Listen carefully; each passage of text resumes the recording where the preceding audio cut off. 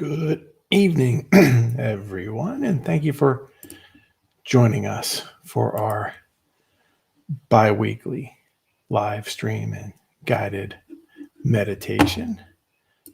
Tonight's is what?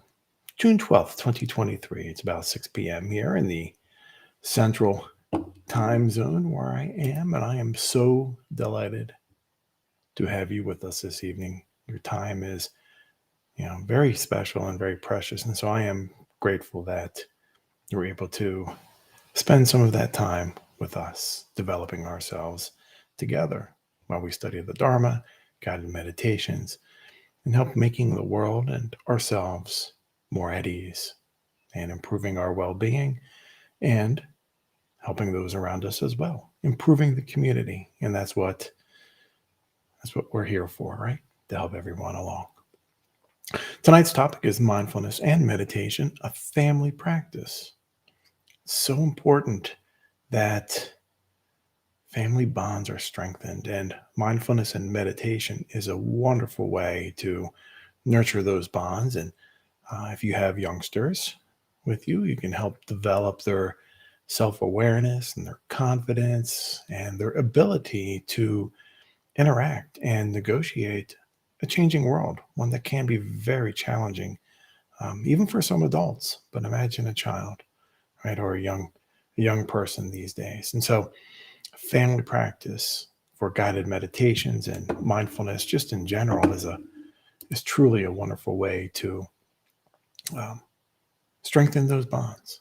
Family's with us always, and so we can always turn to the family, whether it's a brother or mother or aunt, uncle, whomever, right, for support and guidance. And so tonight's guided meditation is connecting with family. So go ahead and allow yourself to get into that comfortable position for our guided meditation. Whatever position works for you is absolutely the best. You may close your eyes or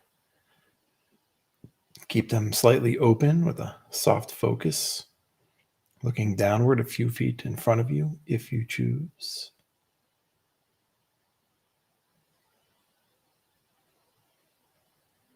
Breathe in.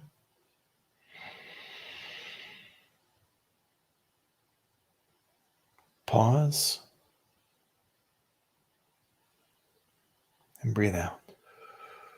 Either through your nose or through your mouth is fine. Just bring awareness to your breath as you do so. And I allow you to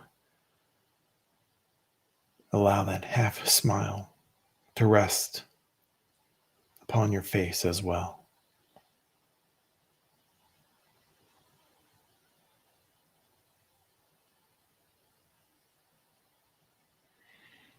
Allow your spine to lift and your shoulders to soften.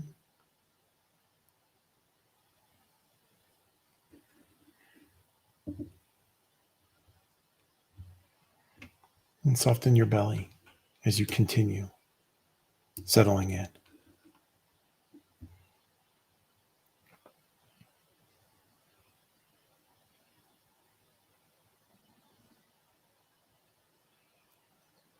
Breathe in.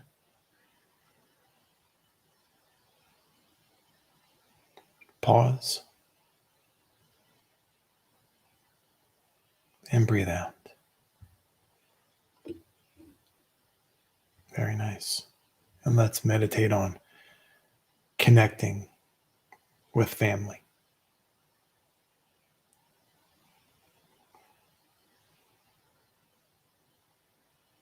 Bring to mind someone who acted as a loving caregiver to you.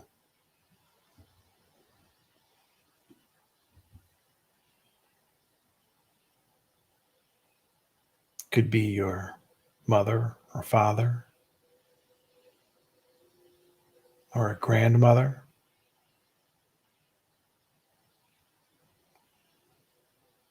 or a grandfather,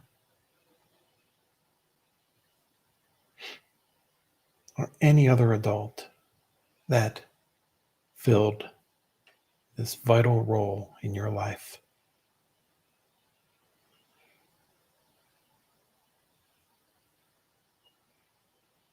It should be someone that you have a great love and admiration for.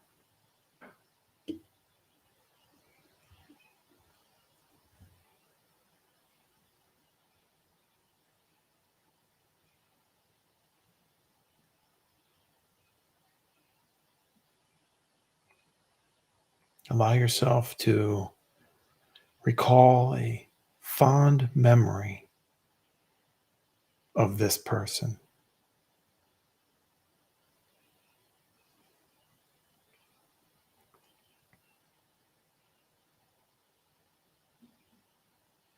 Maybe it was at a birthday party.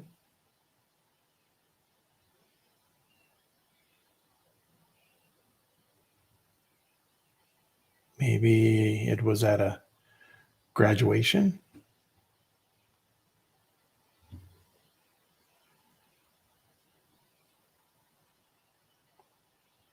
Or perhaps it was just a large family get together.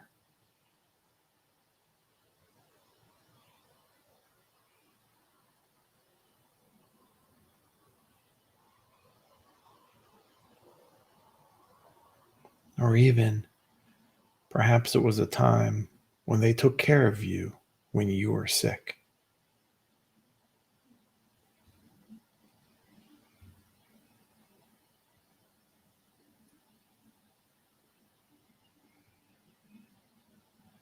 Recall the joyful emotions that you felt at that time.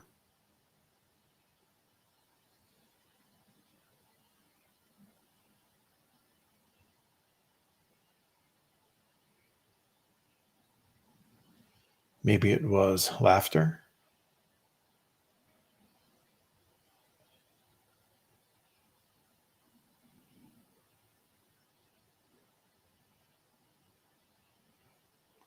Maybe it was a sense of belonging.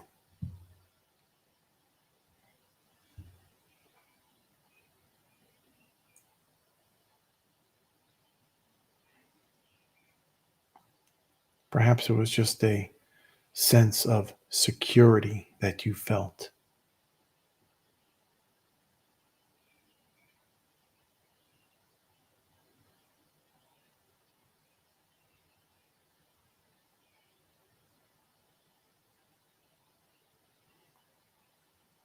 Whatever that event was and those emotions, that was certainly a precious time in your life.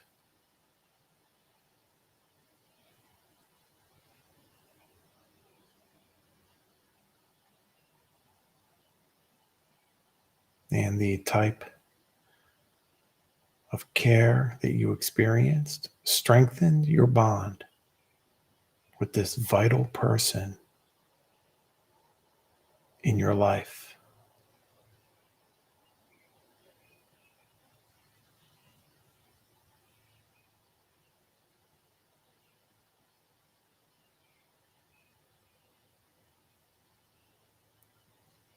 Breathe in.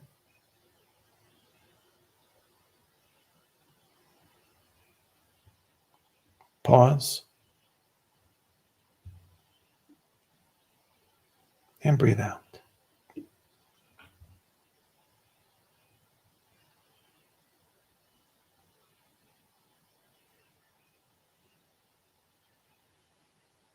Now, picturing this same person, recall a time when this important person was stern with you.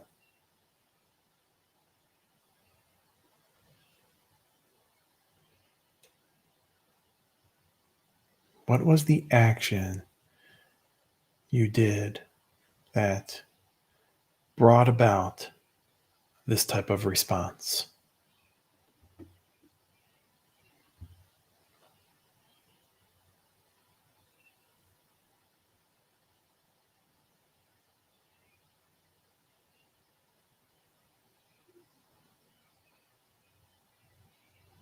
Maybe you stayed out too late.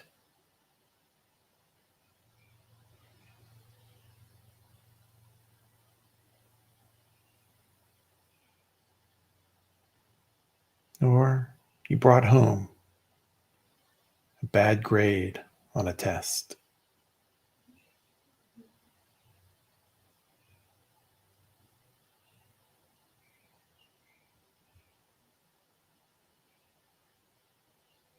Or perhaps you said an inappropriate word.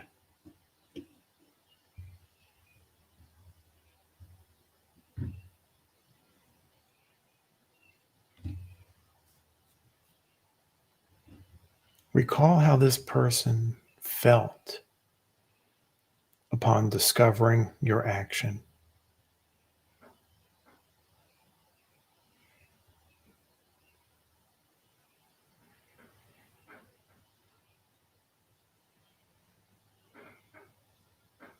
And recall how you felt inside upon their discovery.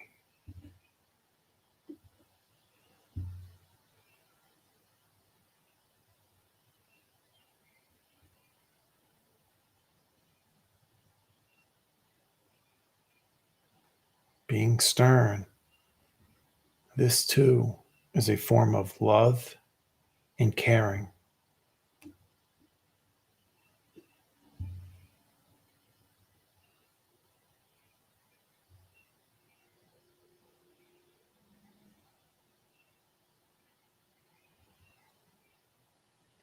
This important person in your life wants the best for you in life, just as you want the best for yourself.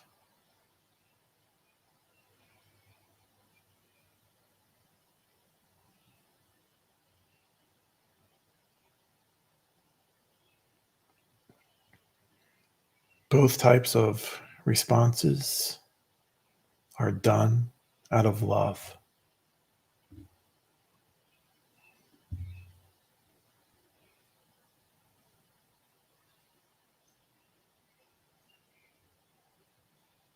Our parents and elders want to guide us through life and to help share the vast knowledge and experiences to their children.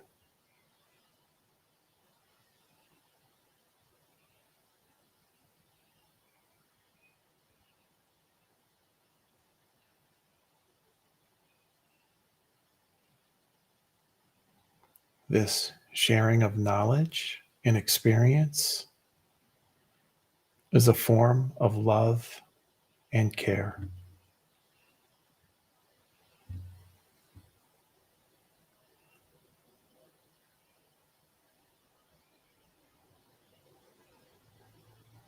And this sharing of knowledge and experience strengthens the family bond.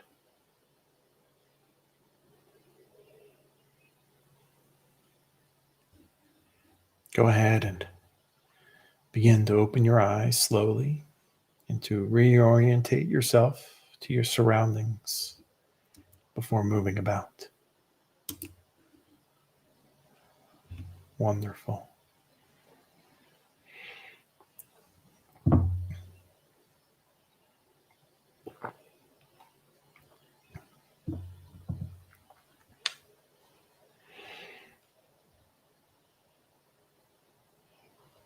We all have different kinds of families, right? It's not always just mom and dad and brothers and sisters. Grandparents could live with us. We could have extended families living with us. It could just be one other person. It could be a family. Many definitions, and they're all acceptable definitions of family.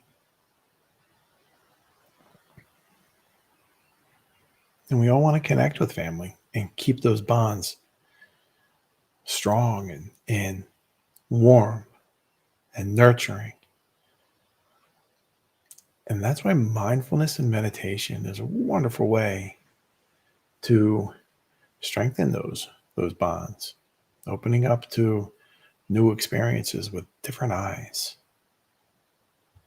different perspectives, removing those or that veil of judgment to that experience, and to begin to seeing it, in a different perspective, one that is probably more true to its actual state of being. So mindfulness and meditation isn't simply just a way of life that's about solitude or sequestering ourselves from one another. In fact, when we look at its purpose, we see that it's focused on the easing of suffering, not only ours, but others as well. And so mindfulness and meditation, sometimes it may be done alone, but oftentimes it can be shared and taught with others. So this makes mindfulness and meditation a practice ideal for the family and helps strengthen this vital relationship that we all share. So what are some ways that we may include the family?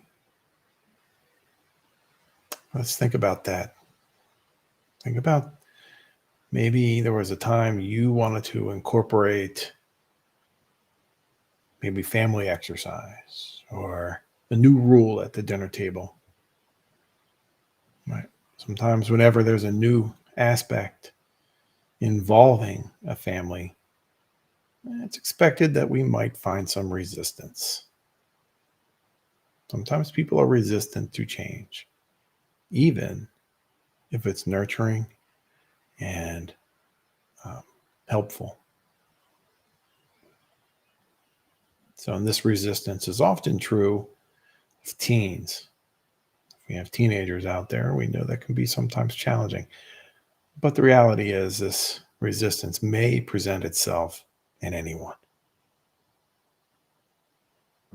And it's important that we as Dharma and mindful practitioners, that we don't force or shame anyone to try these practices. Not at all. When we do that, if we do try to force or shame someone into trying anything, that increases suffering. So how do we do that? How do we mindfully include maybe some resistant family members? Simply be the role model. Right? Let them look at you. Let family members visibly see you practicing mindfulness. And what are some of those mindfulness activities that you can visibly display? Mindful walking, for one, outside or even in the home. Sure, you can go outside and maybe walk, up and down your street, around the block, or along a roadway someplace, or even in a nature trail, but you can do it just as well in your home. Mindful walking can be done anywhere. That nice, even, slow-paced observation, awareness of each step, even in your home.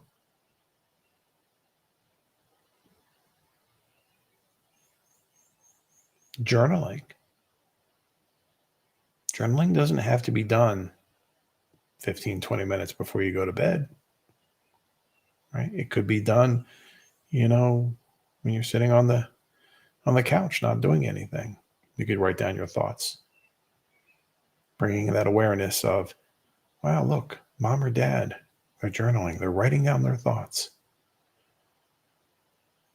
You may get looked at for a little bit right away, but those little seeds stick in those resistant family members.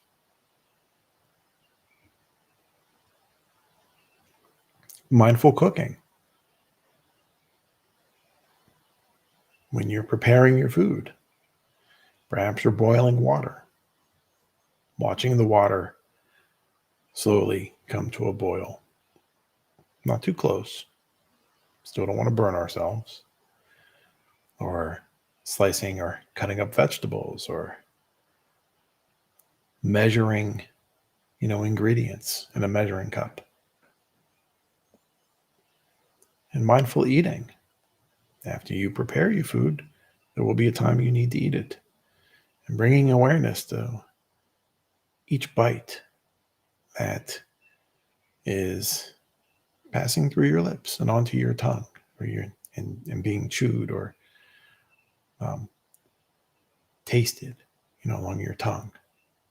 Enjoy it. Let family members experience you, witnessing you doing these actions. Mindful cleaning. Dusting with care. Watching each swipe of the cloth as you perhaps clean your windows or dust the table or clear off the kitchen table after your meal.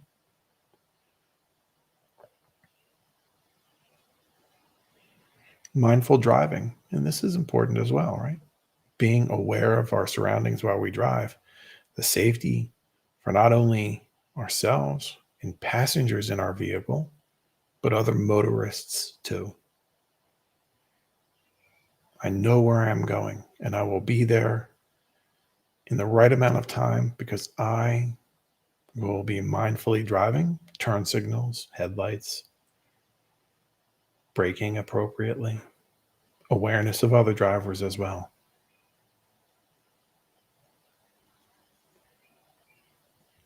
Mindful shopping, buying only what we need, nothing more and nothing less. Especially when you stand at the cashier, right? Down those while you're waiting to check out, and they have all those candies and sweet and salty snacks and those little knickknacks. Perhaps make a list before you go. Take an inventory of what ingredients you may need for the week if you plan your meals that way. Buying sustainable products, not too much packaging. Make sure they're healthy and fresh and so forth.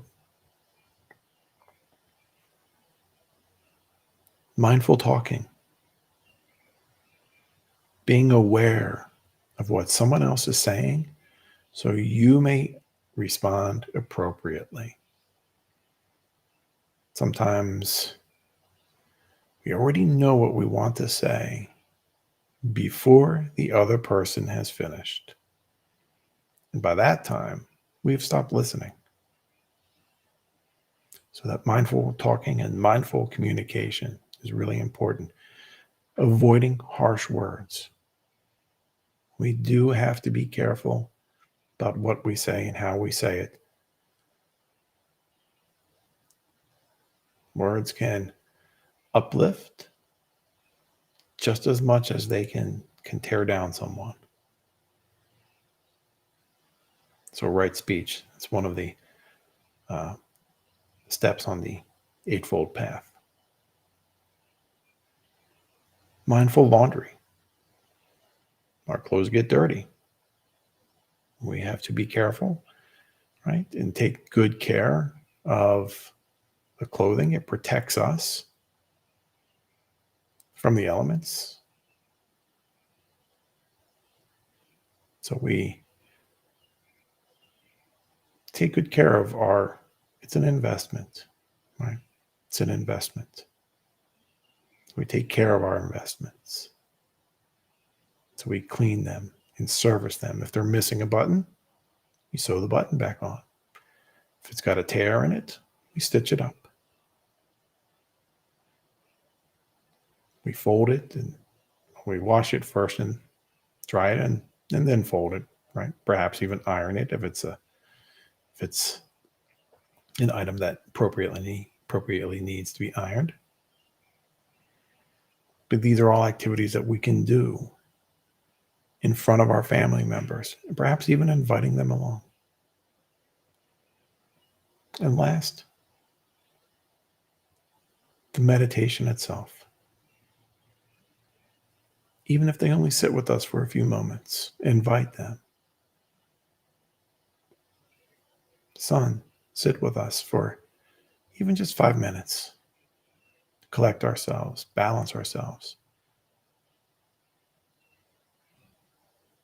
So invite them to try any one of the above, or more, perhaps, mindful actions.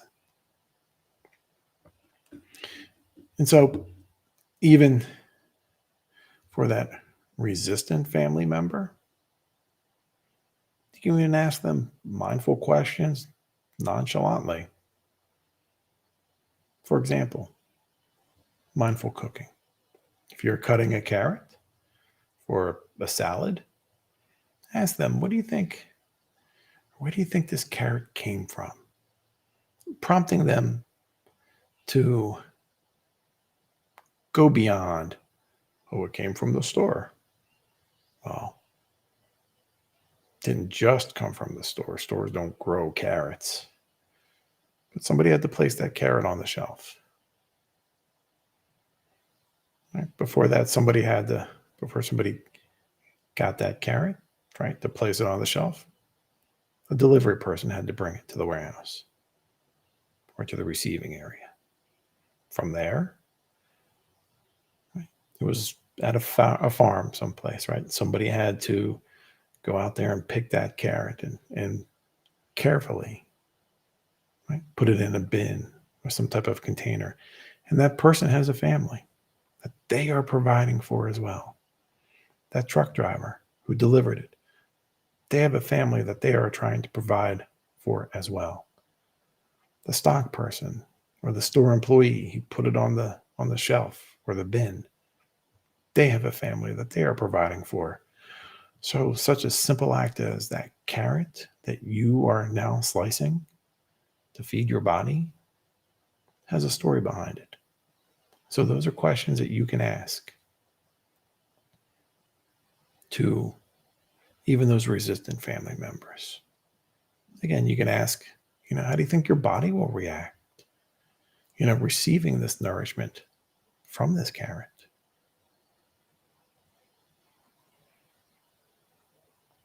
Food is medicine. It's how our bodies live. Perhaps if they're old enough, you can ask them to cut the carrot and ask them to describe, how does it feel to slice that carrot? Is it easy? Is it hard? Is it crisp?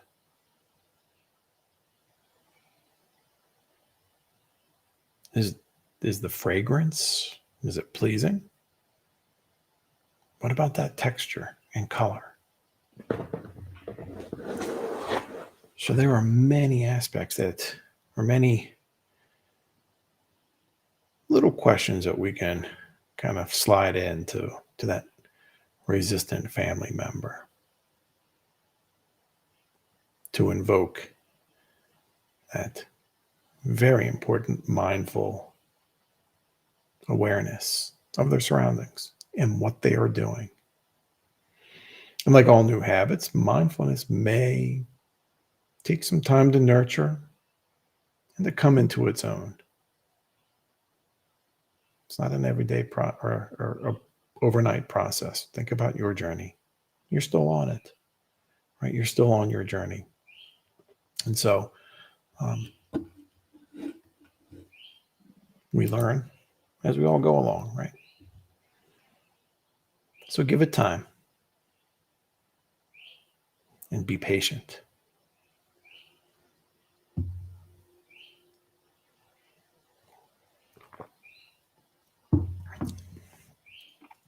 We may also even consider, or perhaps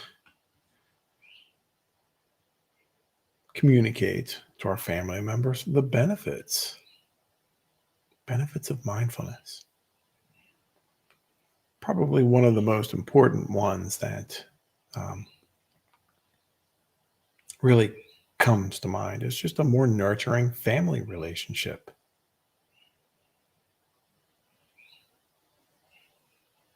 Many families are strong, but they're not very tranquil. A lot of commotion, a lot of agitation. So another benefit could be minimizing or reducing yelling and arguing to make those interactions more wholesome, more inviting, more pleasing to the ears. Trusting. Because when we are mindful, we have begun to nurture empathy and compassion, vulnerability to others. So that allows us to be more trusting and to be trusted, which is important in a family.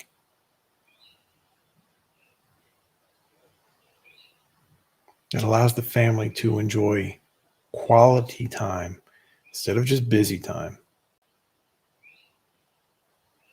And it's nice to, run around and, perhaps, even play sports together or something like that. And that has its place as well, physical activity and that bonding as well. But sometimes that can be busy, right? And so being mindful allows us to actually take that step back and appreciate our family in a different perspective.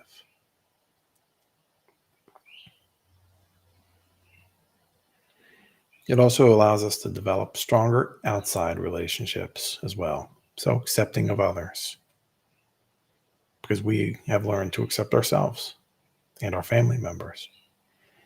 We're empathetic of others as well. Vital emotions. And with that, accepting and being empathetic towards others, we develop compassion towards others. Something that is in need in these charged times. And if you have school-age children, from kindergarten all the way up to high school, perhaps you see improved grades, right, for those children because they feel better about themselves. They've become accepting of themselves, compassionate towards themselves. And when a child has well-being, quality of life improves.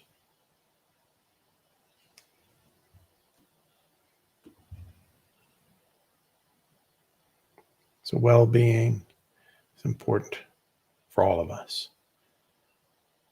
And these are just some of the ways that we can incorporate a mindfulness and meditation practice within our family, strengthening those necessary bonds. So our next Dharma talk is on the 26th, June 26th, again at 6 p.m. And I will focus a little bit more on teens. So if you have a teenager and they may be interested in beginning their own mindfulness practice, this would be the talk for them. So let them know if that's appropriate. We have our mindfulness and meditation retreat on June 25th.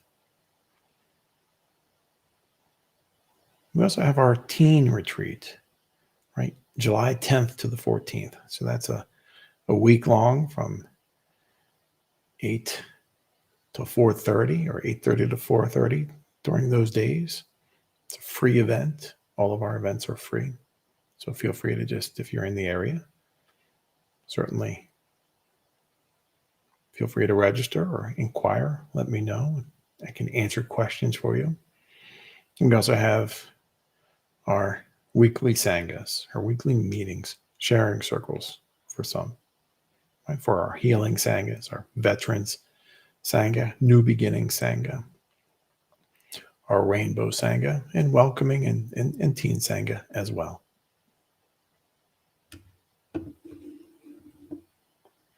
So feel free to just visit our main webpage and go to our offerings and our registration page and pick what you like and just register for it. And with that, my dear friends, I wish you all a wonderful evening or afternoon or morning, perhaps, of peace, ease, and well-being. And we'll see you in 2 weeks.